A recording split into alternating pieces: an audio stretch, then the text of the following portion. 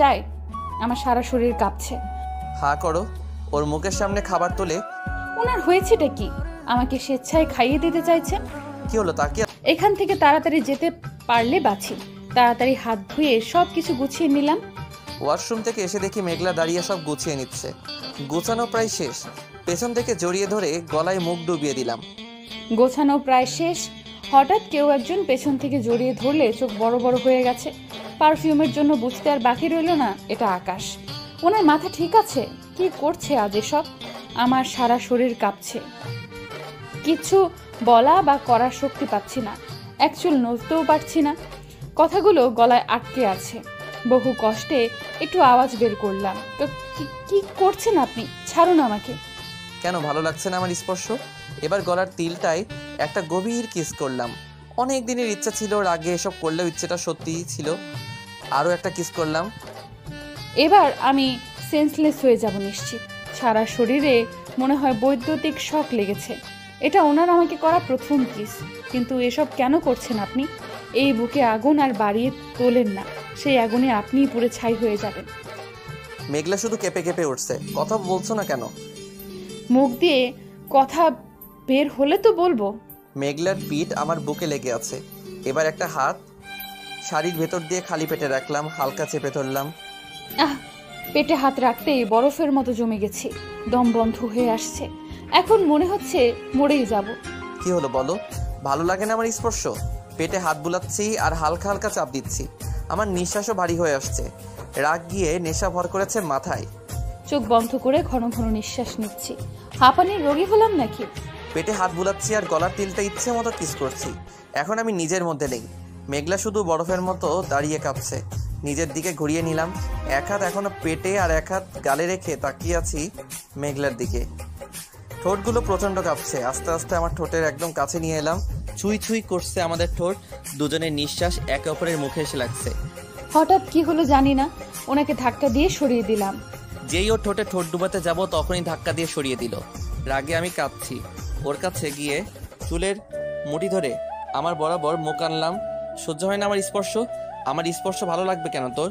পুরনো স্পর্শ পেয়ে এসেছিস যে।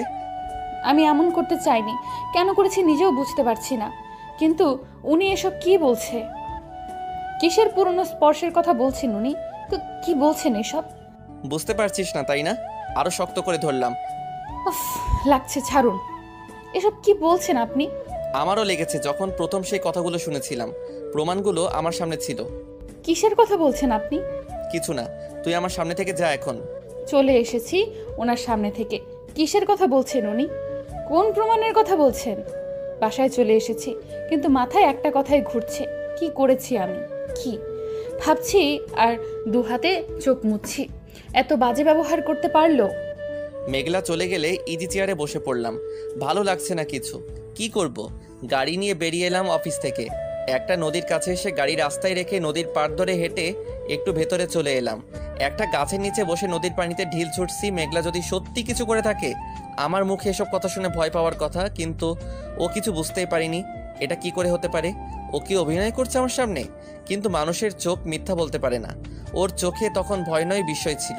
তবে কি আমি ভুল বুঝছি মেঘলাকে? কিন্তু প্রমাণগুলোতে আমি যাচাই করে দেখেছি। তাহলে আর ভাবতে পারছি না। আমি আবার সব যাচাই করব। Hello boss. একটা কাজ দিচ্ছি, খুব ভালোভাবে করবি। একটু এদিক ওদিক হলে তোকে আর কেউ খুঁজে পাবে না, মনে রাখিস। ওকে বস, কাজ হয়ে যাবে। আগামীকাল থেকে কাজ শুরু করে দে। ওকে বস। ফোন রেখে দিলাম। প্রমাণ পাওয়ার আগে আর মেঘপরীকে কষ্ট দেব না। আবার অফিসের দিকে গেলাম।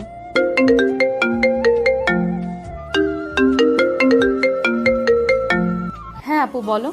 কেমন আছিস? আলহামদুলিল্লাহ, তুমি? আমিও আলহামদুলিল্লাহ। কি করিস? কিছু না, দোলনায় বসে আছি। তুমি? আমি একটু ছাদে আছি। ও মেঘমণি, আপুকে একটা সত্যি কথা বলবি? এভাবে বলছো কেন আপু? তুমি বলো কি কথা। আকাশের সাথে বিয়ের আগে কারোর সাথে তোর রিলেশন ছিল? তুমি আমাকে চেনো আপু, আমি এসব পছন্দ করি না। সত্যিই ছিল না? তুমি আমায় বিশ্বাস করতে পারছো না আপু? কি এমন হয়েছে তুমি এমন প্রশ্ন করছো, আবার আমাকে বিশ্বাস করতে চাইছো না? আরে তেমন কিছু না। আমি তো জানি তুই নিজের কষ্ট হলেও কাউকে বলিস না।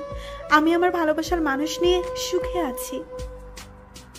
আমার বোন ভালোবাসা হারিয়ে কষ্ট নেই তো, সেটা জানার জন্য জিজ্ঞাসা করলাম।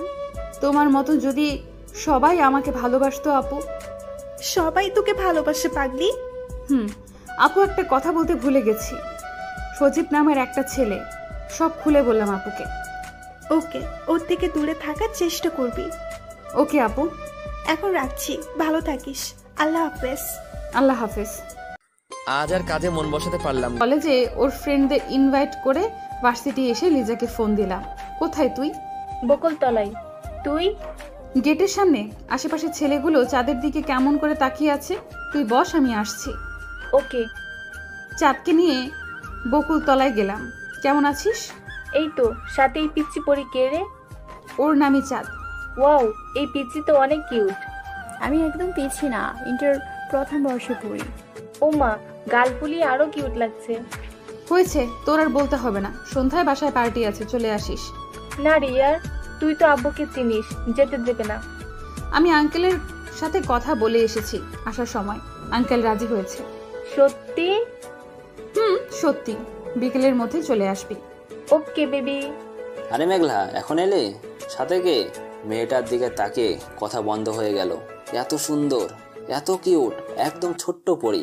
অনেক আটা ময়দা সুন্দরী দেখেছি, এমন ন্যাচারাল বিউটি দেখিনি। কে এই মেয়ে? এই তো এখনই এসেছি, সাথে আমার ননদ চাঁদনি। চেহারার সাথে নামের মিল আছে। এ তো চাঁদনি নয়, পুরো চাঁদটাই। কিছু বললি? কই না তো, তা হঠাৎ ওকে নিয়ে এলি সাথে? ক্লাস করব না, শুধু তোদের ইনভাইট করতে এসেছি। কিসের ইনভাইট? এর বিয়ে নয় তো? না না, এই প্রথম সজীব মির্জা কাউকে দেখে প্রথম ভালোবাসার অনুভূতি নাড়া দিয়েছে। এভাবে হারাতে পারে না। আর এত পিচ্চির বিয়ে হয় কিভাবে? এমনি একটা পার্টি আছে বাসায়, সন্ধ্যায় চলে আসিস। এ তো মেঘনা চাইতে বৃষ্টি। বাট বাড়িতে কেউ বললো না কেন ইনভিটেশন আছে? সবার মুড কেমন গম্ভীর বাড়িতে। তাতে আমার কি? আকাশ চৌধুরীর বোন, এত সুন্দর, জানাই ছিল না। ওকে, চলে আসবো। ভার্সিটি থেকে চাঁদ শপিং মলে নিয়ে গেল। দুজনে কিছু কেনাকাটা করে বাসায় চলে এলাম। বাসায় এসে দেখি বাবা মা চলে এসেছে। ড্রয়িং রুমের সোফায় বসে আছে। দৌড়ে গিয়ে জড়িয়ে ধরে কান্না করে দিলাম। আরে পাগলি, কাঁদছিস কেন? কতদিন পর তোমাদের দেখলাম। আব্বাকে জড়িয়ে ধরে। পাগলি একটা, তাই এভাবে কাঁদতে হয়? ভাই কোথায়? সন্ধ্যার আগে চলে আসবে, ওর অফিস আছে তো। আচ্ছা, তোমরা খেয়েছো? না, কিছু খেতে দেয়নি, তোর জন্য বসিয়ে রেখেছি। আমি তাই বললাম নাকি? আসসালামু আলাইকুম আঙ্কেল আন্টি, কেমন আছেন আপনারা? ওয়ালাইকুম আসসালাম মা, ভালো আছি। মা, তুমি কেমন আছো? আমি ভালো আছি। তোরা যা, ফ্রেশ হয়ে নে। মা আব্বা তোমরা বসে গল্প করো, আমি আসছি। আচ্ছা যা। রুমে এসে তাড়াতাড়ি ফ্রেশ হয়ে নিচে গেলাম। আবার গল্প করতে লাগলাম মা আর আব্বার সাথে। লাঞ্চের আগে উনি চলে এলেন। আমরা সবাই তখন ড্রয়িং রুমে গল্প করছি। বাসায় এসে দেখি মেঘলার বাবা মা চলে এসেছে। আসসালামু আলাইকুম বাবা মা, কেমন আছেন? ওয়ালাইকুম আসসালাম, আমরা ভালো আছি বাবা, তুমি কেমন আছো? ভালো আছি। আচ্ছা আপনারা বসুন, আমি ফ্রেশ হয়ে আসছি। মেঘলা একটু এসো তো, দরকার আছে। চোখ বড় বড় করে তাকালাম। এর আবার কি হলো? কি হলো, আসো। তুই এখানে বসে আছিস কেন? জামাই বাবা যে ডাকছে তো। আসছি। যত সব ঢং। এমনি ভালো করে কথা বলে না, এখন আবার সবার সামনে লজ্জায় ফেললো।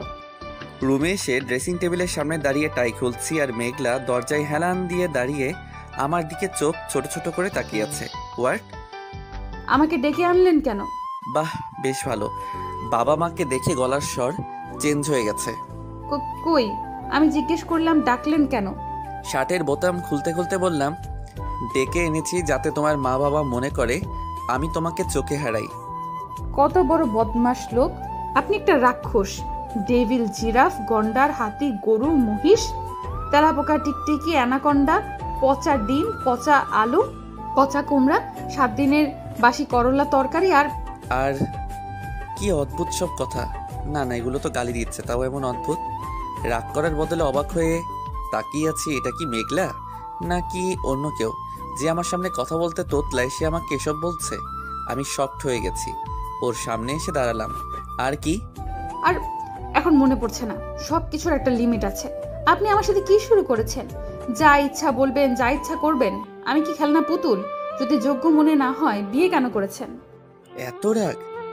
আজ কেন জানি না ওর কথায় রাগ হচ্ছে না, ভালো লাগছে। এতদিন মনে হয়েছে মাটির পুতুল বিয়ে করেছি, ভেঙে ফেললেও কিছু বলবে না।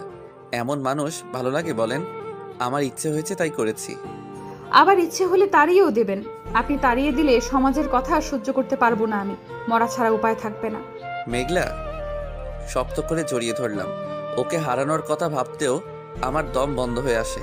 উনি জড়িয়ে ধরায় আমার হুঁশ ফিরল। রাগের মাথায় আজ কি সব বলে দিয়েছি, এখন ভয়ে দম বন্ধ হয়ে আসছে। কি আছে কপালে আল্লাহ জানে। অনেক সময় হয়ে গেছে মেঘলা আমার বুকে মাথা রেখে চুপচাপ আছে। এইভাবে জড়িয়ে ধরে আমিও এখন অস্বস্তিতে পড়ে গেছি। কি বলবো এখন? আমি ওয়াশরুম থেকে আসছি, ওকে সরিয়ে তাড়াতাড়ি ওয়াশরুমে চলে গেলাম। চুপচাপ বসে আছি সোফায়। আজ আমার কি হয়েছিল? এত সাহস কোথায় পেলাম? আর ওনারই বা কি হয়েছিল? একটু রাগ করলো না, উল্টো জড়িয়ে ধরলো। সন্ধ্যায় তোমার গ্রাউন্ডটা ব্ল্যাক, আমারটা আবার হোয়াইট। ভাইয়া আমার জন্য সবসময় হোয়াইট আনে।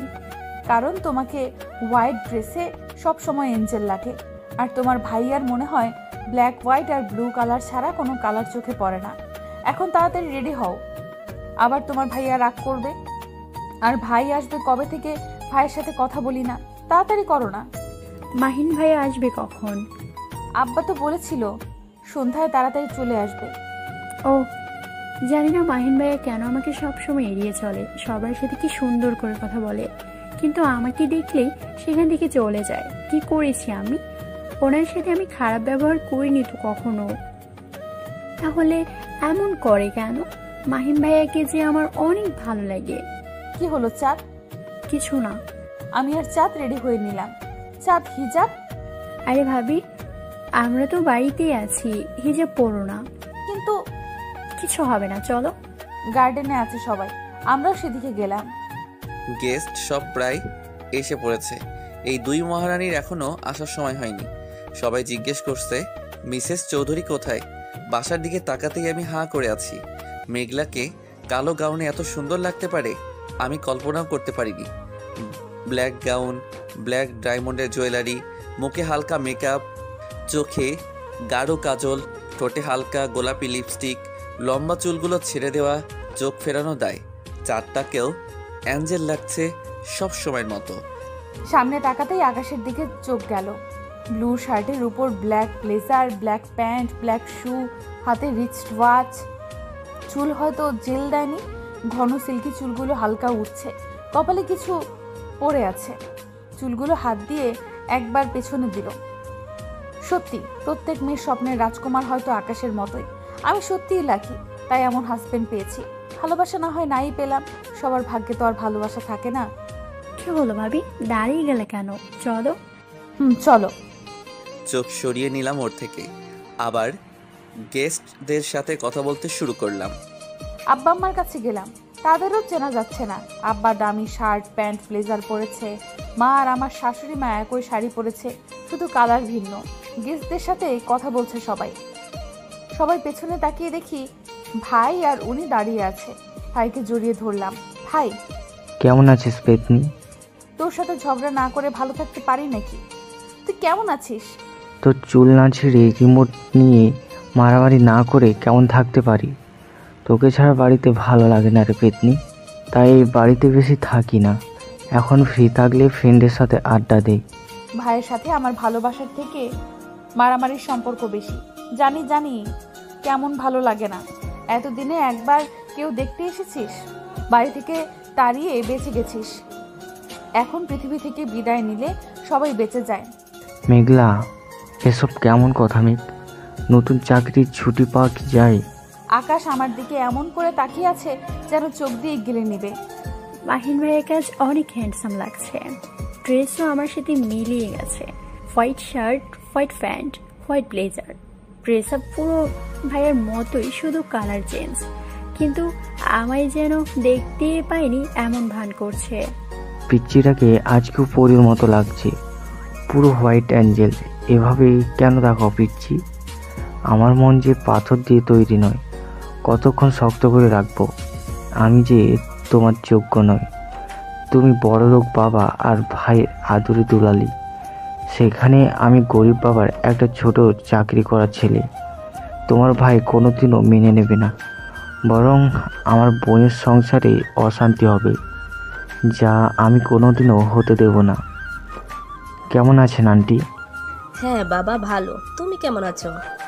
জি আন্টি ভালো। পিচ্চি কেমন আছে? জি ভাইয়া ভালো। আসছে আমি নাকি পিচ্ছি? আপনি পিচ্ছি? আপনার বউ পিচ্ছি? না না, বউ তো আমিই হব, আর আমি পিচ্ছি না। তোমরা যাও, নিজেদের মতো এনজয় করো। মাহিন চলো ওদিকটাই যাই। ওকে ভাইয়া। চাঁদ চলো দেখি লিজা এসেছে কিনা। ডাইনিটাকে বিকেলে আসতে বলছি, এখনো নাম নেই আসার। মেঘমুনি, আপু।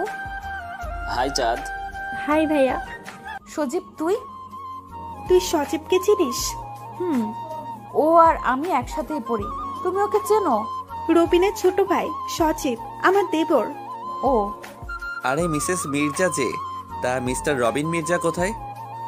ওর একটু কাজ আছে, তাই আসেনি। কাজ আছে নাকি নিজের হার মানতে কষ্ট হচ্ছে? তেমন কিছু না। এদের ফালতু কথাবার্তা শোনার কোনো মানে হয় না। অন্যদিকে চলে এলাম। গেটের দিকে তাকিয়ে দেখি লিজা আপু আর মাহিন ভাইয়া কথা বলছে।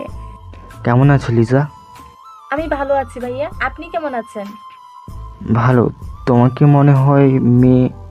আপু, ভাবি তোমায় খুঁজছে। আমিও সেটাই বলতে চাচ্ছিলাম। মেঘ কোথায়? সুইমিং পুলের দিকে আছে সজীব ভাইয়ার রূপ আপুও। ওকে আমি যাচ্ছি। রূপ আপু এসেছে? হুম। তুমি থাকো, আমি দেখা করে আসছি। ভাইয়া আপনার সাথে আমার কথা আছে। কি কথা পিচ্ছি? আমাকে আপনার কোন দিক দিয়ে পিচ্ছি মনে হয়? ও ওকে, পিচ্ছি বলবো না। কি কথা আছে বলো। আচ্ছা, আমাকে ভালো করে দেখে বলুন তো, আমি কি দেখতে খুবই পচা? পচা হবে কেন? তুমি তো পরীর মতো দেখতে। যে কোনো ছেলে একবার দেখলেই তোমার প্রেমে পড়ে যাবে। তাহলে আপনি প্রেমে পড়েননি কেন? আপনি আমাকে এড়িয়ে চলেন কেন? এসব কি বলছো তুমি চাঁদ? তোমার কি মাথা খারাপ হয়ে গেছে? আপনি সত্যি বুঝতে পারছেন না আমি কি বলছি? আপনি বুঝতে পারেন না আমি কি বলতে চাই? তুমি পাগল হয়ে গেছো, আবল তাবল বলছো। এখান থেকে চলে যেতে লাগলাম। পেছন থেকে জড়িয়ে ধরলাম। আপনি কেন বুঝতে চাইছেন না? আমি আপনাকে ভালোবেসে ফেলেছি। আপনি যখন লিজা আপুর সাথে হেসে কথা বলছিলেন, আমার মনে হচ্ছিল আমি আপনাকে হারিয়ে ফেলবো, তাই মনের কথা বলে দিলাম। আমি জমে বরফ হয়ে গেছি। শরীরে এক বিন্দু শক্তি নেই মনে হচ্ছে। তবু নিজেকে সামলে চাঁদের হাত ধরে সামনে নিয়ে দাঁড় করালাম। চাঁদ, আমাদের পরিচয় মাত্র 1 মাসের মতো। তুমি আমাকে দেখেছো 4-5 বার। এটা ভালোবাসা না চাঁদ, এটা ভালো লাগা, যা কিছু দিনের পরেই কেটে যাবে। আর তুমি আমাকে না, আমার থেকে কয়েক গুণ বেশি ভালো কাউকে রিজার্ভ করো। তাই এসব মাথা থেকে ছেড়ে ফেলো। সময় হলে অনেক ভালো ছেলের সাথে তোমার বিয়ে দেব। মিষ্টি হেসে মাথায় হাত বুলিয়ে চলে এলাম। আকাশ ভাইয়া এসব জানলে গন্ডগোল হয়ে যাবে। আর কখনো তোমার সামনে আসবো না, তাহলে আমিও দুর্বল হয়ে যাব। আপনি আমাকে চেনেন না মিস্টার মাহিন হাসান। ছোটবেলা থেকে যখন যা চেয়েছি তাই পেয়েছি। আপনাকেও আমার চাই, সেটা যেভাবেই হোক না কেন। আমিও ছোটবেলা থেকে যা চেয়েছি তাই পেয়েছি, আর মেয়েদের না চাইলেও পেয়েছি। এই প্রথম কোনো মেয়েকে ভালোবেসে বিয়ে করার স্বপ্ন দেখেছিলাম, কিন্তু তার মনে অন্য কারো বসবাস কিভাবে মানব? আমি ভালো না থাকলে তোদের কাউকে ভালো থাকতে দেব না। মিসেস আকাশ চৌধুরী আমাকে সবার সামনে ছোট বানিয়ে সুখে সংসার করবে, আমি বসে বসে দেখব? মাহিন হাসান আমার ভালোবাসা কেড়ে ভালো থাকবে? লাস্ট মিস চাঁদনী চৌধুরী, আমার মন ভাঙা শাস্তি পেতেই হবে তোমায়। তোমার জীবন আমি নরক করে ছাড়বো। রূপ ভাবি আকাশ চৌধুরী আর মেঘলার সাথে কথা বলছে, সেই সুযোগে চাঁদনির সাথে কথা বলার জন্য ওর পিছনে এসেছিলাম। এখানে এসে এসব জানতে পারবো ভাবতেই পারিনি। চাঁদকে প্রথম দেখাতেই ভালোবেসে ফেলেছি। মন ভাঙার কষ্ট আজ বুঝতে পারছি। চোখ মুছে চলে এলাম সেখানে। কি ব্যাপার, সবাই এসে গেছে? আবিদ খান এখনো এলো না? আকাশ এসে পড়েছে। অসংখ্য ধন্যবাদ, আমি তো ভাবলাম আসবেন না। তোমার বাবা আমার বন্ধু ছিল, আর তুমি আমাকে এত রিকোয়েস্ট করলে, আসবো না? ধন্যবাদ আঙ্কেল।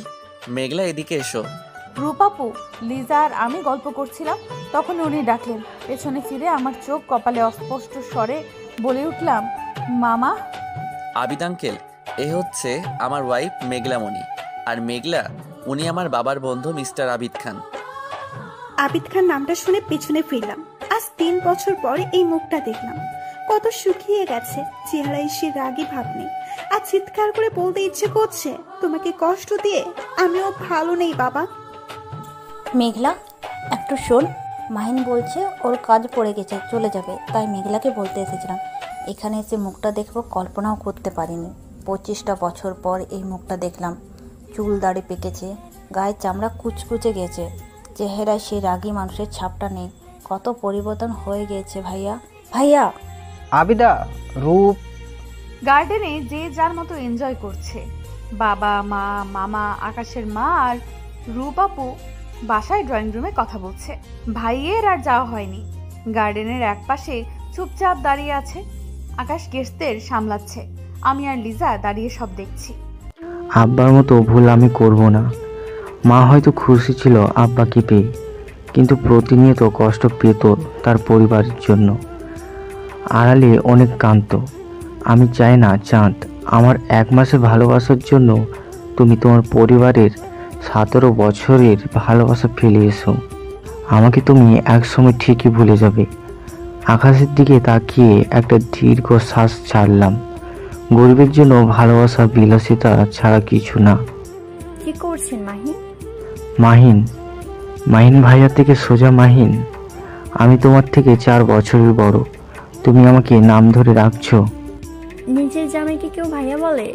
চাঁদ, তুমি কিন্তু এবার বাড়াবাড়ি করছো। বাড়াবাড়ি করছি নাকি কম কম করছি সেটা পরে দেখা যাবে। এখন চলুন, ডান্স করব। আমি ডান্স করতে পারি না। পারতে হবে না, চলুন। আরে, জোর করে টেনে নিয়ে আমার চারপাশে ডান্স করছে। এমন করলে আমি কি করে শক্ত করব নিজেকে? May I dance with. মেঘলার দিকে হাত বাড়িয়ে অবাক হয়ে একবার সজীবের দিকে তাকাচ্ছি আর একবার লিজার দিকে। আমি আরে চলতো। আমাকে কিছু বলার সুযোগ না দিয়ে হাত ধরে টেনে নিয়ে ড্যান্স করতে লাগলো। সজীব ছাড় আমাকে, আমি ড্যান্স করব না। আরে ইয়ার, শুধু ডান্সই তো করতে বলছি, প্রেম করতে তো বলেনি। সজীব, আমার এসব ভালো লাগে না, ছাড়। আমার আবার কোথায় ভালো লাগছে তোর সাথে ডান্স করতে? যার সাথে করতে চেয়েছি তার সাথে তো তোর ভাই করছে। আমিও না হয় খেলাটা শুরু করে দিই। প্রথমে তোর সংসারে আগুন লাগাবো, তারপর তোর ননদ আর ভাইয়েরা। মানে ভেবেছিলাম অপমানের কথা ভুলে তোর স্বামীর ভুল ভাঙিয়ে দিব, কিন্তু তোর ননদ সেটা করতে দিল কই? এখন আমার বুকে যে আগুন জ্বলছে সে আগুনে সবাই পড়বে। সজীবের সাথে মালটা কেড়ে? আরে ওটা আকাশ চৌধুরীর বউ। কালো হলে কি হবে, ফিগার দেখেছিস? একদম মাখন। সজীবের এক্স ওটা। আকাশ চৌধুরীর টাকা বেশি, তাই সজীবকে ছেড়ে আকাশ চৌধুরীকে ধরেছে। আর এখন পুরো ভালোবাসা জেগে উঠেছে। চোখের সামনে সজীব আর মেঘলা ড্যান্স করছে, আর পাশ থেকে সজীবের বন্ধুরা এসব কমেন্ট করছে। ইচ্ছে করছে সব কটাকে পুঁতে ফেলি। সজীব মেঘলাকে ছুঁয়ে ড্যান্স করছে সেটা চোখের সামনে দেখে আর এসব শুনে নিজেকে ঠিক রাখা পসিবল না। হাতের জুসের গ্লাসটা ভেঙে গেছে হাতের চাপে। তোকে বলেছিলাম মেঘলা, আমি ছাড়া অন্য কেউ তোর একটা লোম স্পর্শ করলেও খুব খারাপ হয়ে যাবে। কথাটা তোর মাথায় ঢুকেনি, আজ খুব ভালো করে বুঝিয়ে দেব আমার কথা অমান্য করার ফল। এখন এদের কিছু করলে সিন ক্রিয়েট হবে। অনেক হয়েছে, এখানে আর থাকা পসিবল না। চাঁদকে সরিয়ে চলে এলাম। মাহিন। হ্যাঁ ভাইয়া। পার্টির বাকিরা তুমি একটু সামনে নাও, আমার একটা কাজ পড়ে গেছে। এরা ভাই বোন আমাকে পাইছেটা কি? যেতেই পারছে না এখান থেকে। ওকে ভাইয়া। লিজা, সবাই ডান্স করছে, তুমি এখানে দাঁড়িয়ে আছো কেন? এমনি ভাইয়া। চলো আমার সাথে। আমরা এই নিরামিষ হয়ে দাঁড়িয়ে আছি। লিজাকে কিছু বলতে না দিয়ে ড্যান্স করতে শুরু করলাম। সজীব পার্টনার চেঞ্জ করছে না। একবার ঘোরানোর সময় লিজা গেল সজীবের কাছে, আর মেঘলা আমার কাছে। খুব ভালো লাগে পুরুষ মানুষের স্পর্শ। আমি স্পর্শ করিনি বলে অন্য কারো স্পর্শ পেতে চলে এসেছিস? ওনার কথা শুনে নিজের ওপর ঘেন্না হচ্ছে। আমি কি এত নীচ? দাঁতে দাঁত চেপে ওনার স্পর্শ সহ্য করার চেষ্টা করছি। অনেক পেইনফুল স্পর্শ করছে, ব্যথা পাচ্ছি। ওনার দিকে তাকাতেও ভয় হচ্ছে। রাগে পুরো মুখ লাল হয়ে গেছে, ভয়ঙ্কর লাগছে দেখতে। এখন কেন কথা বলছিস না? মানা করেছিলাম তোকে, আমি ছাড়া তোর একটা লোমও যেন কেউ স্পর্শ করতে না পারে। আমার কথা তোর মাথায় ঢুকেনি, ড্যান্স করতে চলে এসেছিস। পুরনো প্রেমিকের সাথে। কি বলছেন? কে পুরনো প্রেমিক? চুপ, একটা কথা বলবি না। আজ আমিও দেখবো তোর কত স্পর্শ লাগে। চল। কোথায় যাব? কি সব বাজে বকছেন? চুপ, একটা কথাও বলবি না। এতক্ষণ অনেক কষ্টে রাগ কন্ট্রোল করে রেখেছি, আর পারছি না। মেঘলার হাত ধরে টেনে গাড়ির দরজা খুলে গাড়ির ভেতরে ধাক্কা দিয়ে ফেলে আমিও উঠে পড়লাম। সিট বেল্ট লাগা। কাপা হাতে সিট বেল্ট লাগিয়ে নিলাম। কোথায় নিয়ে যাচ্ছে উনি? রাগে ইচ্ছে করছে খুন করে ফেলি। ফুল স্পিডে গাড়ি চালাচ্ছি। মাত্র 30 মিনিটের মধ্যে ফার্ম হাউসে চলে এসেছি। এখানে শুধু দারোয়ান আর কেয়ারটেকার থাকে। এখন গাড়ি থেকে নেমে মেঘলার হাত ধরে টেনে আমার রুমে নিয়ে এসে বেডে ছেড়ে দিলাম। নিজেকে কোরবানির গরু মনে হচ্ছে। টেনে হিচড়ে নিয়ে এসে বেডে ফেলেছে। কি করেছি আমি? এখানে কেন এসেছেন? তোর যাতে কষ্ট করে আর পুরনো প্রেমিকের কাছে যেতে না হয় তার ব্যবস্থা করতে। Enough is enough. নিজেকে কি মনে করেন আকাশ চৌধুরী? আপনি যা বলেন, আপনি যা করেন তাই ঠিক, আর দুনিয়ার সবাই ভুল। সেই গতকাল থেকে শুরু করেছেন পুরনো স্পর্শ, পুরনো প্রেমিক। কে পুরনো প্রেমিক? কিসের পুরনো প্রেমিক? আমি আপনাদের মতো সোসাইটি থেকে বড় হইনি। হাজারটা প্রেম করে বেড়াবো। ছোটবেলা থেকে মানুষের কথা শুনে শুনে বড় হয়েছি। পরিবারের মানুষ ছাড়া সবাই বাঁকা চোখে তাকাতো। বাবা মা ভাই সবাই সুন্দর। এই মেয়ে কার মতো হয়েছে? বাবা মা বিয়ে দিবে কি করে? বাবার তো টাকাও নেই, যৌতুক দিয়ে বিয়ে দিবে। ছোটবেলা থেকে এসব শুনে নিজের মধ্যে গুটিয়ে গিয়েছিলাম। আব্বা সব সময় বলতো, লেখাপড়া করে অনেক বড় হতে হবে তোমাকে। তখন আর কেউ বলবে না মেঘলা কালো, তখন বলবে মেঘলা অনেক বড় মানুষ হয়েছে। সেটা মাথায় ঢুকিয়ে নিয়েছিলাম। পড়ালেখা ছাড়া কোনো দিকে তাকাতামও না। কিন্তু আমার এত শান্ত স্বভাবও যেন মানুষের চোখের কাঁটা হয়ে গেছে। ভার্সিটির ক্রাশ বয়ের টার্গেট হতে হলো। আমার সাথে প্রেমের অভিনয় করে তারপর ব্রেকআপ করে ভেঙে গুড়িয়ে দেওয়ার প্ল্যান আমার অহংকার। তার দিকে তাকাইনি, সেটা নাকি আমার অহংকার। ভালো বন্ধুর মুখোশ পরে তার প্ল্যান সাকসেসফুল করতে শুরু করে দিল। কিন্তু তার দুর্ভাগ্য অথবা আমার সৌভাগ্য আমি আগেই সব জেনে গেছি। কিন্তু বন্ধুত্বের সম্পর্কটা আমার কাছে অনেক দামি, সেটা বিষিয়ে দিয়েছে। আর তার মধ্যে আমার মায়ের অতিরিক্ত বাস্তববাদী স্বভাব আমার ভাগ্য আপনার সাথে জুড়ে দিল। তো এখন বলেন মিস্টার আকাশ চৌধুরী, কোথায় পেলেন আমার প্রেমিক? তাহলে সজীব মির্জাকে যার টার্গেট হতে হয়েছিল। তাহলে এই ছবিগুলো কি মিথ্যা?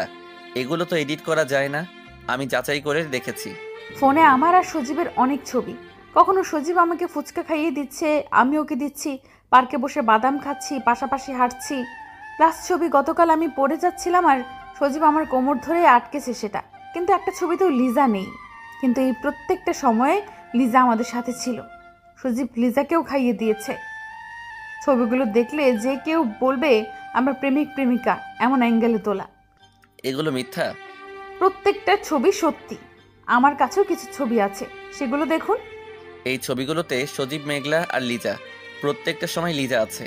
সজীব লিজাকে ফুচকা খাইয়ে দিচ্ছে, যেমন মেঘলাকে দিয়েছে। তবে কি আমি যা জেনেছি সব ভুল? আপনি যে শেষ ছবিটা দেখিয়েছেন সেটা গতকাল হোঁচট খেয়ে পড়ে যাচ্ছিলাম, সজীব ধরেছে। আজ আমি ইচ্ছে করে ওর সাথে ড্যান্স করতে যাইনি, জোর করে নিয়ে গেছে। লিজার থেকে জেনে নিয়ে মাথায় হাত দিয়ে বসে পড়লাম সোফায়। এতদিন আমি যা জেনেছি সব মিথ্যা, আর এই মিথ্যাকে বিশ্বাস করে মেঘলাকে কষ্ট দিয়েছি। ক্ষমা করবে তো মেঘলা আমাকে? সামান্য একটা বিষয় খুঁজে বের করতে পারলাম না। ভার্সিটি যাকে জিজ্ঞেস করিয়েছি সবাই বলেছে মেঘলা সজীবের প্রেমিকা। মেঘলা সজীবের থেকে ধনী ছেলে পেয়ে বিয়ে করে নিয়েছে। 1 মিনিট, বিয়ের সময় তো মেঘলা আমার আসল পরিচয় জানতো না। জানবে কিভাবে আমি সজীবের থেকে ধনী? এটা আমার মাথায় আসেনি। আজ কথাটা সত্যি বুঝতে পারছি। রাগলে মানুষের বুদ্ধি লোপ পায়। কি বলবো এখন মেঘলাকে? ওকে করা অপমানগুলো চোখের সামনে ভাসছে। মেঘলা থাক, আর বলতে হবে না। আমি জানি না মিথ্যা বলে কেন বিয়ে করেছিলেন, কিন্তু আমার জায়গাটা দেখেই দিয়েছেন প্রতিনিয়ত। মেঘলাকে আর বলতে না দিয়ে বলতে শুরু করলাম। বাবা চলে যেতে এইসব কেমন ওলট পালট হয়ে গেছে জানো। আগে গরিবদেরকে একদমই সহ্য করতে পারতাম না। বাবা তাদের খুব ভালোবাসতো। বাবা মায়ের খুব আদরের ছিলাম। কথায় আছে না, বেশি আদরে বাদর হয়। কিছু চাওয়ার আগেই পেয়ে যেতাম। পড়াশোনায় বরাবরই টপ ছিলাম, কিন্তু কলেজে উঠে কেমন একটু একটু করে বদলে যেতে থাকলাম। পড়াশোনা বাদ দিয়ে সারাদিন বন্ধুদের সাথে আড্ডা, ঘোরাঘুরি এসব করতাম। ইন্টার প্রথম বর্ষে টপ করা ছাত্র, টেনে টুনে পাস। বাবার মাথায় যেন আকাশ ভেঙে পড়ল। খবর নিয়ে দেখে পড়াশোনা বাদ দিয়ে এসব করছি।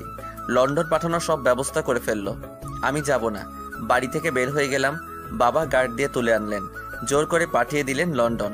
আমিও জেদ করে পড়াশোনা শুরু করলাম, আবার বিজনেসের উপর পিএইচডি করে দেশে ফিরলাম। এবার আর বাবা কন্ট্রোল করতে পারিনি, বাবার উপর রাগ করে আবার যা ইচ্ছে তাই করতে লাগলাম। পার্টি, ঘোরাঘুরি, বন্ধুদের সাথে আড্ডা, এসব নিয়েই থাকতাম।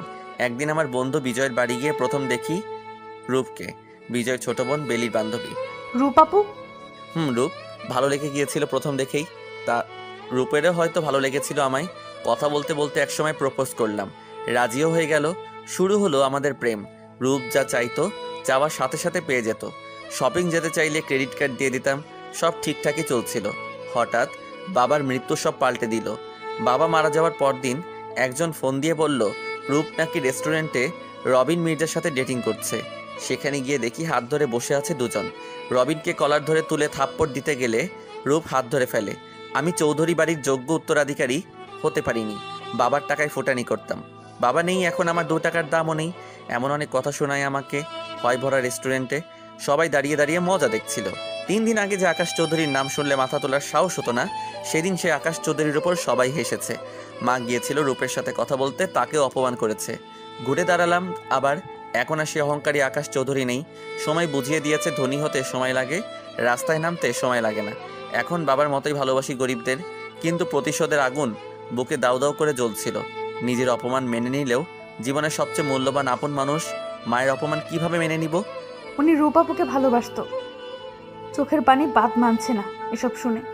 রূপের সবচেয়ে দুর্বল জায়গা হচ্ছ তুমি। ওর সামনে তোমাকে অপমান করলে বুঝতে পারবে আপনজনের অপমান কতটা কষ্ট দেয়। তোমার জীবন নষ্ট হওয়ার জন্য নিজেকে অপরাধী মনে করে তিলে তিলে শেষ হয়ে যাবে এটা চেয়েছিলাম, কিন্তু তোমার সামনে এলে সব ভুলে যেতাম। ইচ্ছে করতো না তোমাকে কষ্ট দিতে, তাই ভেবে নিয়েছিলাম তোমাকে কষ্ট দেব না, অন্যভাবে প্রতিশোধ নেব। কিন্তু সেদিন অফিসে এই ছবি আর একটা চিঠি আসে, যাচাই করে দেখি সব সত্যি। তুমিও ধোকা দিয়েছো আমাকে, তাই রূপের থেকে বেশি তোমার উপর রাগ উঠে গিয়েছিল, তাই এত অপমান এত কিছু করেছি। বাহ, মাস্টার প্ল্যান। আমার দোষটা কোথায় ছিল বলতে পারেন? রূপ আপুর দুর্বল জায়গা বলে আমাকে বেছে নিলেন। একবার ভাবলেন না বিনা দোষে আমার জীবনটা শেষ হয়ে যাবে? পাহাড়ের কিনারায় দাঁড়িয়েছিলাম, আপনি ধাক্কা দিয়ে ফেলেই দিলেন। মেঘলা, আমার কথাটা শোনো। আর কিছু শোনার নেই। আপনার প্ল্যান সাকসেসফুল হয়েছে। সবার সামনে অপমান করে আপনার আর আপনার মায়ের অপমানের বদলা নিয়েছেন, কিন্তু অপমানটা কি আমি করেছিলাম? কেউ ভালোবাসে না, আর যে ভালোবাসলো তার ভালোবাসা আজ আমার কাল হলো। আমার সাথে এমন কেন হয় বলুন তো? আপনি সাকসেসফুল, আমার জীবন নষ্ট হওয়ার জন্য আপু নিজেকেই দায়ী করবে। এবার তো অন্তত আমার মুক্তির সময় হয়েছে, তাই না মিস্টার আকাশ চৌধুরী? মানে?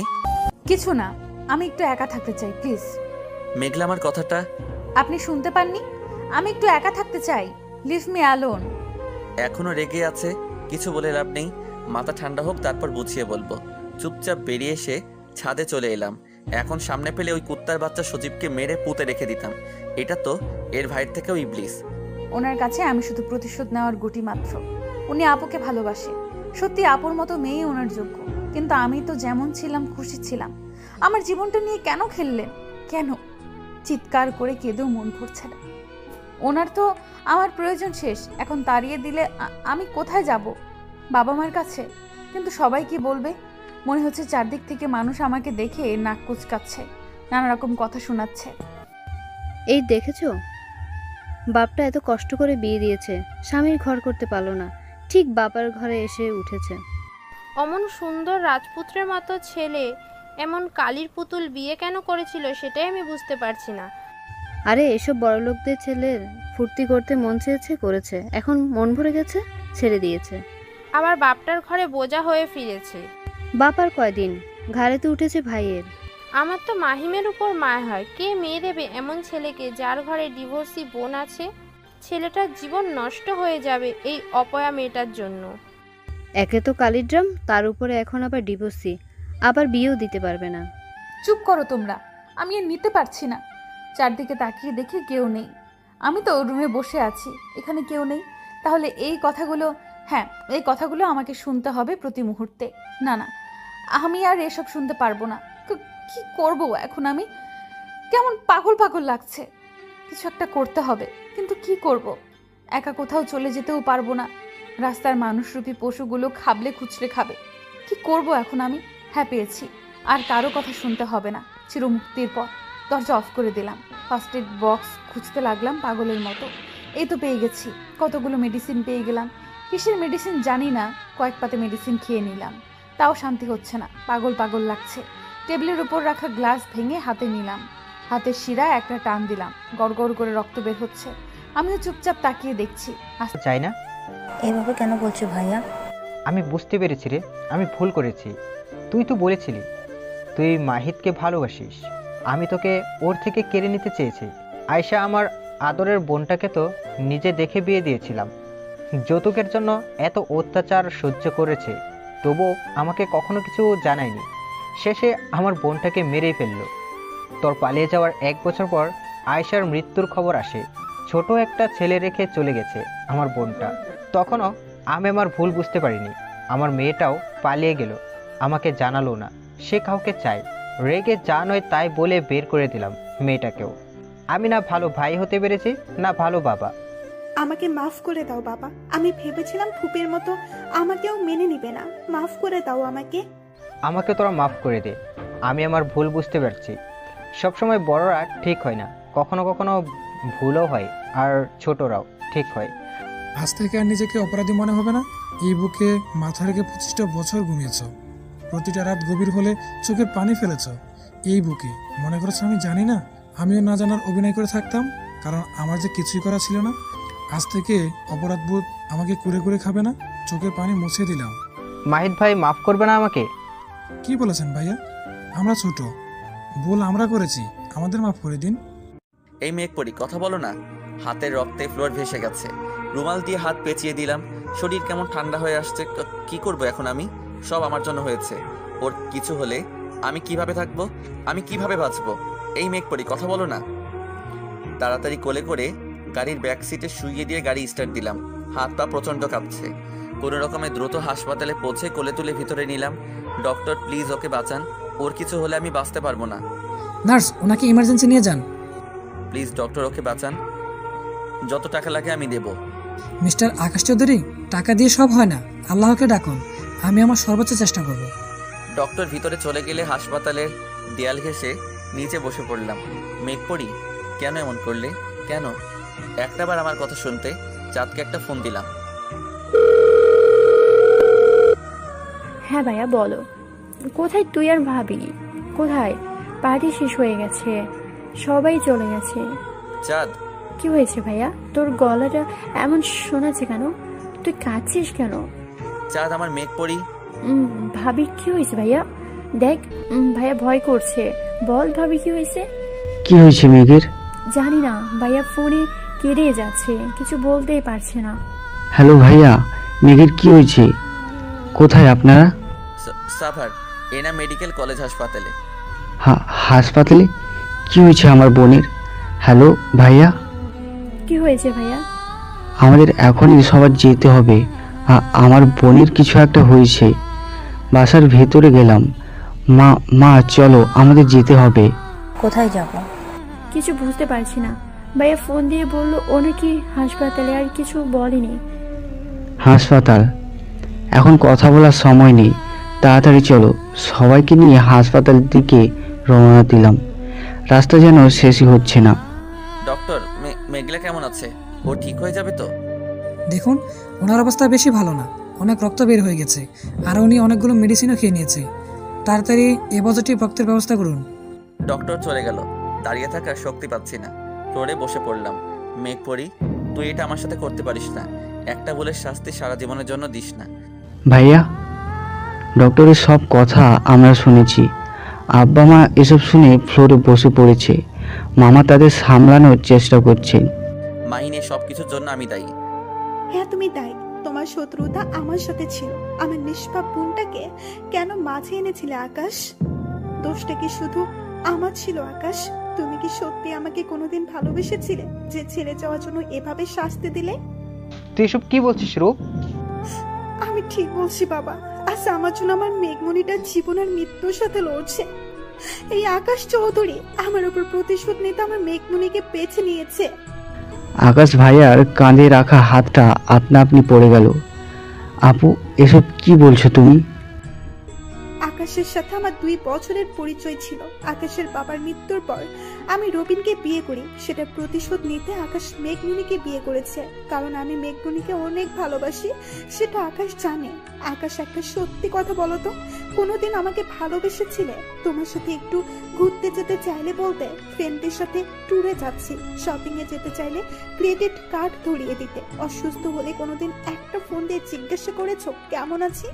তোমার জীবনে আমার জন্য 1 মিনিট সময় ছিল না। অ্যাক্সিডেন্ট করে যখন হাসপাতালে ছিলাম একবারও দেখে চলে গিয়েছিল, অথচ আজ দেখো মেঘমণির জন্য পাগলের মতো কাঁদছো। তোমার অবহেলার মাঝে সেখানে কেউ যদি প্রতিটা মুহূর্তের খেয়াল রাখে, তার ভালোবাসায় সাড়া দেওয়াই আমার অন্যায় ছিল।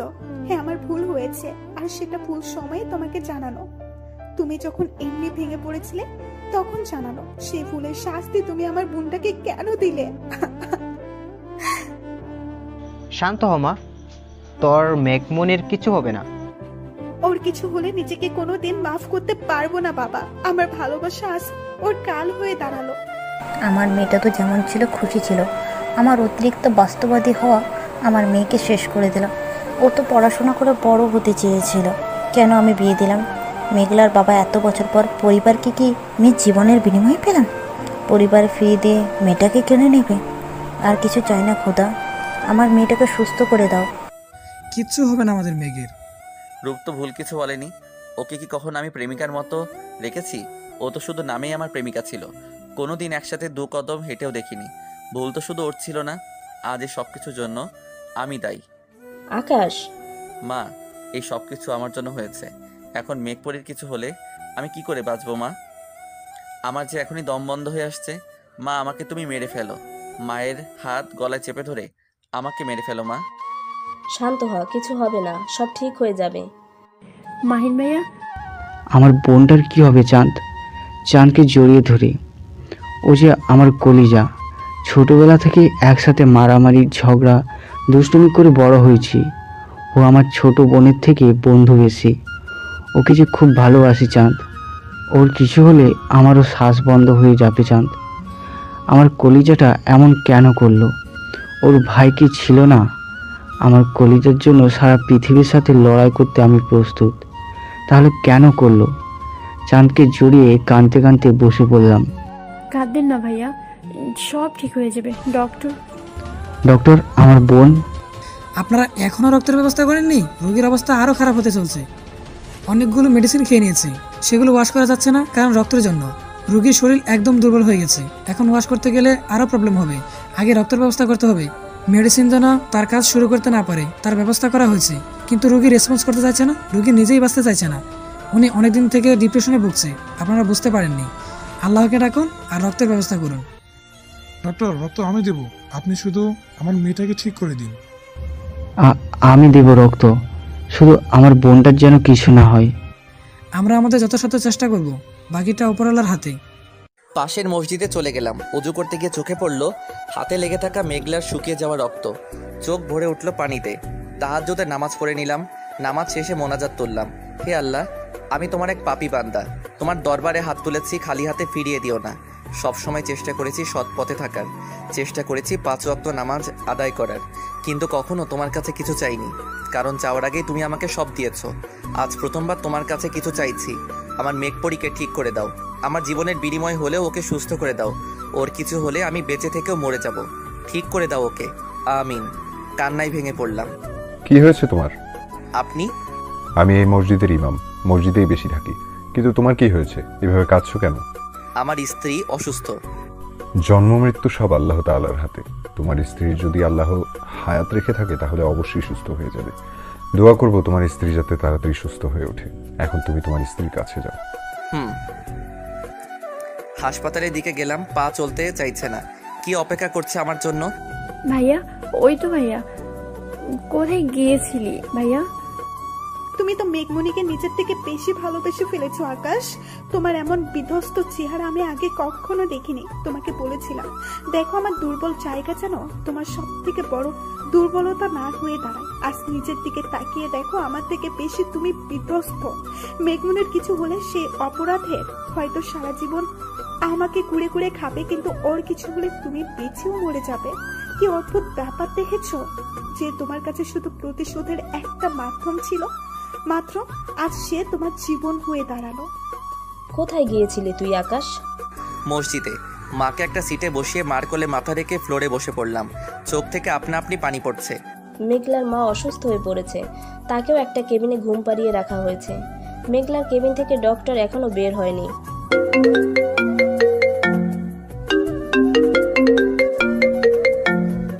হ্যালো, কোথায় তুমি? হাসপাতালে, মেঘলার কাছে। হাসপাতালে নাকি পুরনো প্রেমিকের কাছে? রবিন, ভদ্রভাবে কথা বলো। গলা নিচে। তোর কত বড় সাহস আমার সাথে উঁচু গলায় কথা বলিস? আমি এখনই তোকে বাসায় দেখতে চাই। কেন ইরা, আজ তোমার চাহিদা মেটাতে পারেনি? তোর বড্ড সাহস বেড়েছে। বাসায় তোর সাহস কিভাবে কমাতে হয় আমার খুব ভালো করে জানা আছে।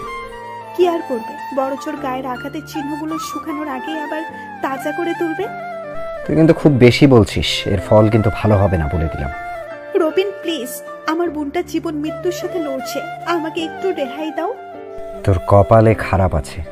কেটে দিল ফোন। আর কি খারাপ করবে আমার রবিন? যার স্বামী বাসর রাতে বলে সে তাকে না অন্য কাউকে ভালোবাসে, তার সাথে শুধু অভিনয় করেছে। বাসর রাতে স্ত্রীর সামনে অন্য মেয়ের সাথে বাসর করে বলে সে শুধু সমাজের চোখে তার স্ত্রী, তার কাছে না। আবার নেশা করে তার উপরই অধিকার ফলায় সেই স্ত্রীর। আর কি খারাপ করবে তুমি? আমি তো সেদিনই মরে গেছি, শুধু বডিটা বেঁচে আছে, সেটাও হয়তো বেশি দিন নয়। আকাশ, তুমি আমার উপর কি প্রতিশোধ নেবে? চরম প্রতিশোধ প্রকৃতি আমার থেকে নিয়েছে। বাবার থেকে ক্ষমা পাওয়াটা বাকি ছিল, পেয়ে গেছি। এখন মরে গেলেও দুঃখ নেই। আপু, কি হয়েছে? না, কিছু হয়নি। আপু, ডক্টর ডক্টর, আমার মেঘপরি কেমন আছে? আমরা আমাদের যথাসাধ্য চেষ্টা করছি। আমাদের কাজ শেষ এখন, আল্লাহকে ডাকুন। মেডিসিনগুলো এখানে আসার অনেকটা সময় আগে খেয়েছি, আর এর জন্য রোগীর অনেকটা ক্ষতি হয়ে গেছে। এখন 72 ঘন্টার আগে জ্ঞান না ফিরলে আমাদের কিছু করার নেই। রোগী এখন রেসপন্স করছে না। মেঘপরি, নিজেকে শক্ত কর, কিছু হবে না। আমি কি ওর সাথে দেখা করতে পারি? কিন্তু কোনো শব্দ করা যাবে না, আর বেশিক্ষণ থাকবেন না। ধীর পায়ে আইসিইউতে গেলাম। একদম নিস্তেজ হয়ে শুয়ে আছে আমার মেঘপরিটা। মুখে অক্সিজেন মাস্ক, হাতে ব্যান্ডেজ, স্যালাইন, রক্ত চলছে। ওকে এভাবে দেখতে হবে কখনো ভাবিনি। ওর হাতটা সাবধানে আমার দু হাতের মুঠোয় নিলাম। এই মেঘপরি, এমন কেন করলে? একটাবার আমার কথাটা শুনতে পারতে। তুমি জানো এই আকাশ তোমাকে নিজের থেকেও বেশি ভালোবাসে। তুমি এত বোকা কেন বলো তো? এভাবে হার মেনে গেলে? তোমাকে মা বলেছিল না সবসময় অধিকার নিজে থেকে পাওয়া যায় না, আদায় করে নিতে হয়? আর তুমি সেটা না করে ভিতর মতো পালিয়ে যেতে চাইলে? তোমার থেকে এটা আশা করিনি আমি। আর একবার জোর খাটিয়ে দেখতে, শুধু একবার নিজের অধিকার দাবি করতে, তুমি একবার চেষ্টা করতে আপন করে নেওয়ার। বিশ্বাস করো, আমি হার মেনে যেতাম তোমার কাছে। তোমাকে দেখলে যে আমি সব ভুলে যেতাম। সেসব থাক, এখন তাড়াতাড়ি সুস্থ হয়ে ওঠো। আমি তোমাকে শেখাবো কিভাবে অধিকার আদায় করতে হয়।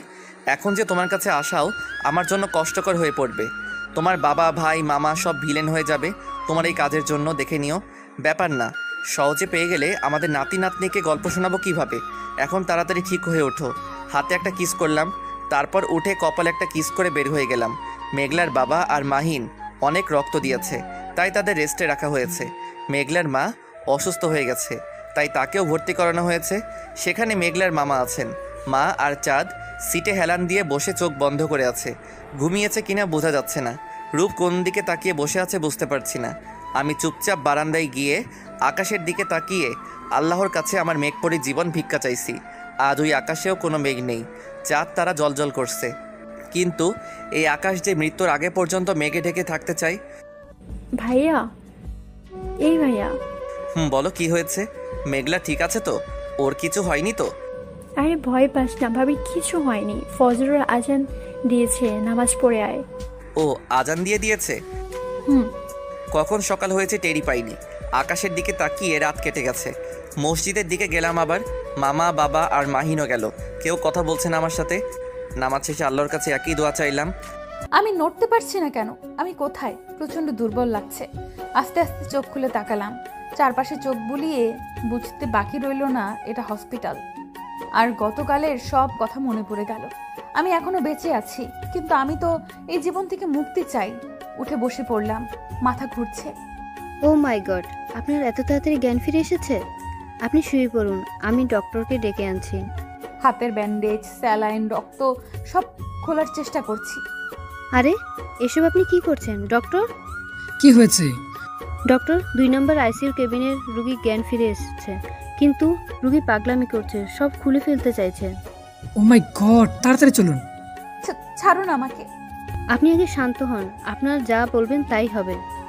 যেভাবে হোক ওনাকে শান্ত করতে হবে। এখন ঘুমের ইঞ্জেকশন দিলে আবার জ্ঞান ফিরতে রিস্ক হয়ে যাবে। হাসপাতালে এসে ভয় পেয়ে গেলাম। মা, চাঁদ, রূপ সবাই কাঁদছে।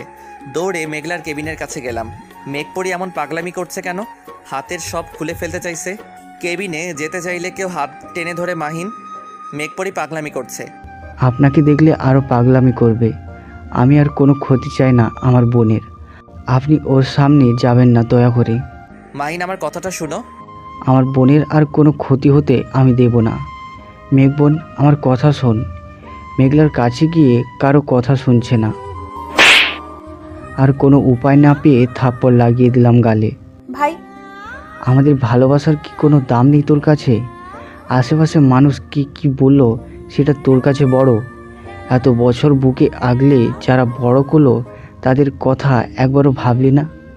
যে মা কষ্ট করে জন্ম দিল তার কথা ভাবলি না?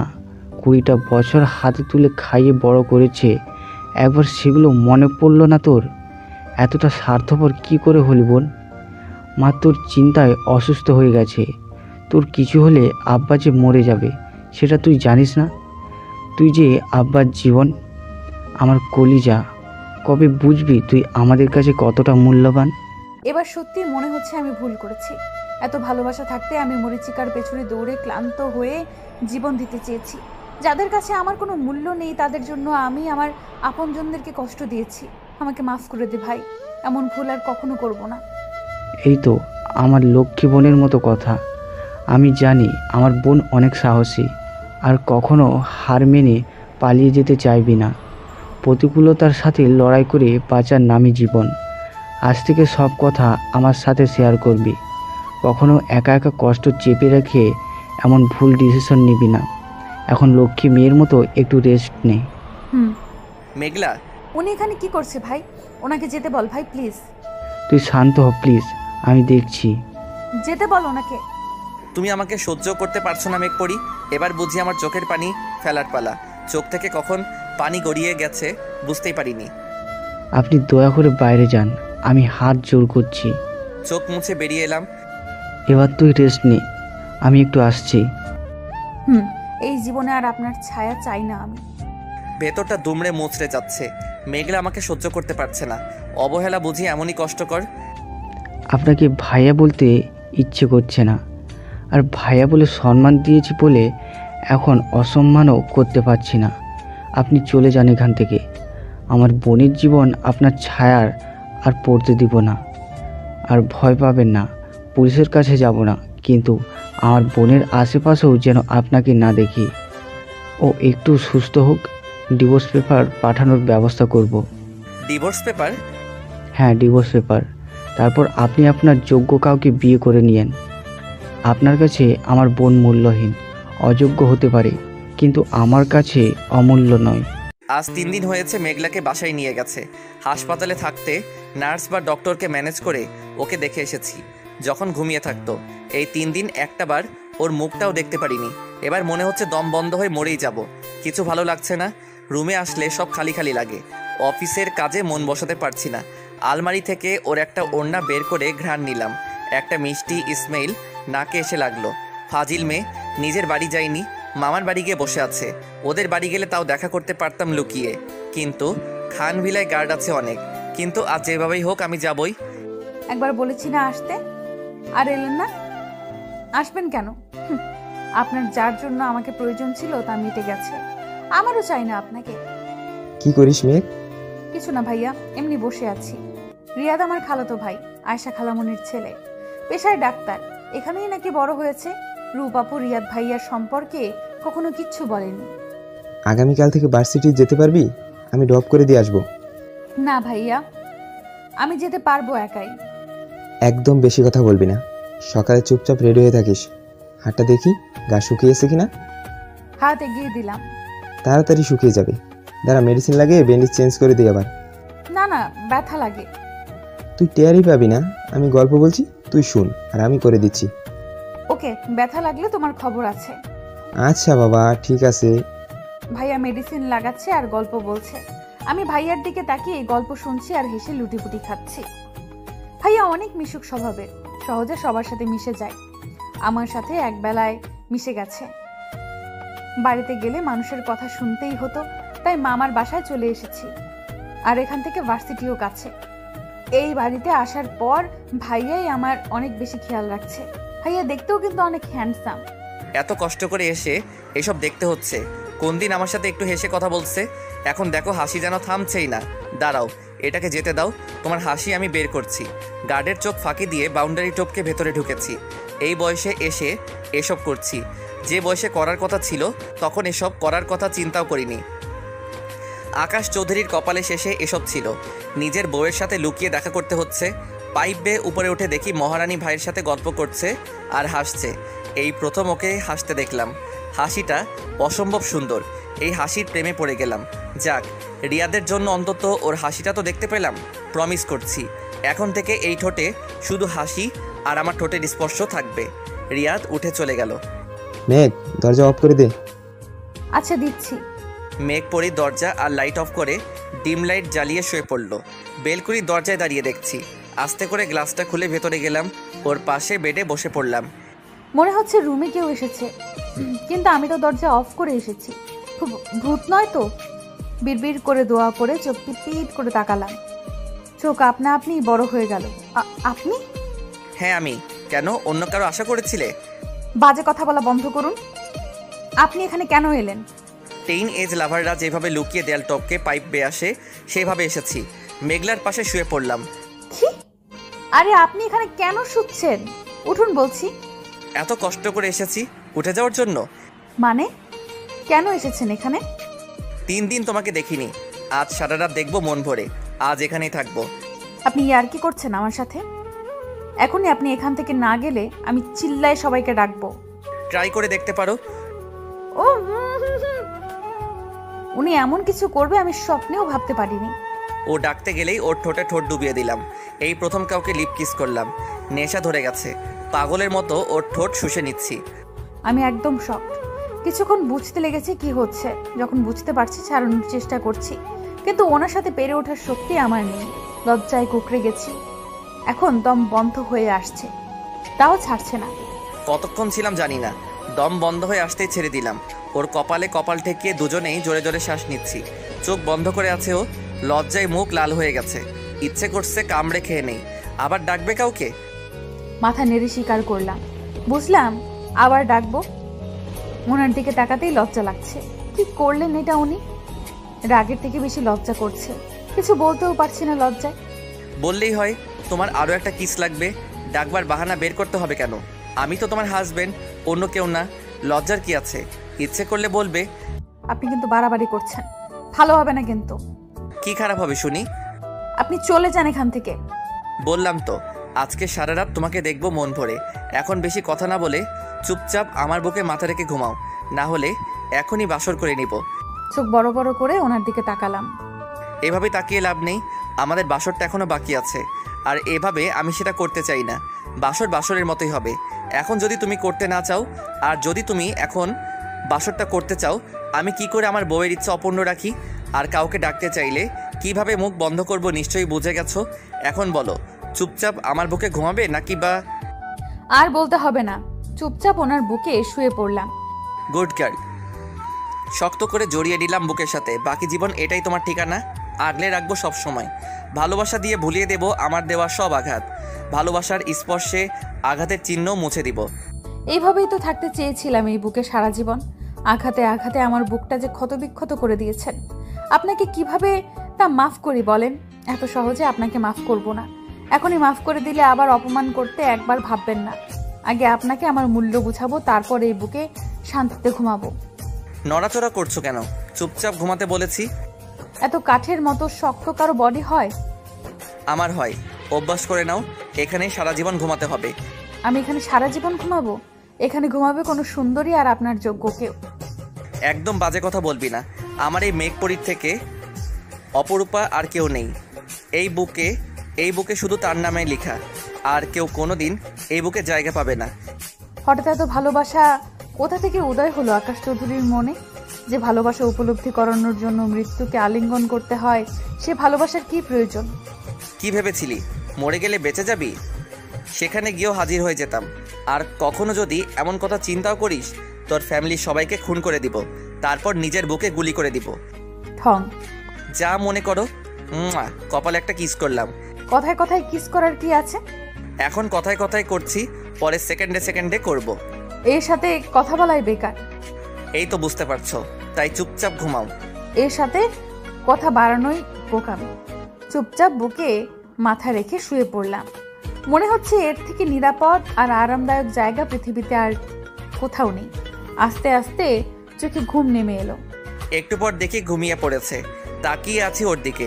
এই নিষ্পাপ ফুলটাকে এতদিন কষ্ট দিয়েছি, আবার শক্ত করে জড়িয়ে নিলাম। এবার ঘুমের ঘোরে আমার মেঘপরিটাও আমাকে জড়িয়ে ধরেছে। চুল থেকে মিষ্টি একটা স্মেল আসছে। মাথায় একটা কিস করলাম। ভালো হয়েছে, চোখের পানির কোনো রং নেই। রং থাকলে সবার সামনে সুখী হওয়ার অভিনয় করতে পারতাম না। মেঘমনের কাছ থেকে এসে রবিনের নির্মম নির্যাতনের শিকার হতে হয়েছে। আজ 3 দিন বিছানা থেকে ওঠার শক্তি নেই আমার। শরীরের প্রতিটি জায়গায় বেল্টের আঘাতের চিহ্ন এখনো তাজা হয়ে আছে। জীবনের সবচেয়ে বড় ভুল ছিল রবিনকে বিশ্বাস করা।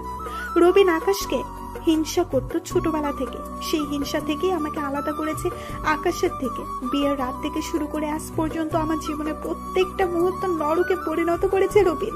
আজ যে শরীর নিয়ে উঠে বসার ক্ষমতা আমার নেই, সেই শরীর নিয়ে নিজের চাহিদা মিটিয়ে নিশ্চিন্তে ঘুমাচ্ছে রবিন। আর আমি নরক যন্ত্রণা উপভোগ করছি।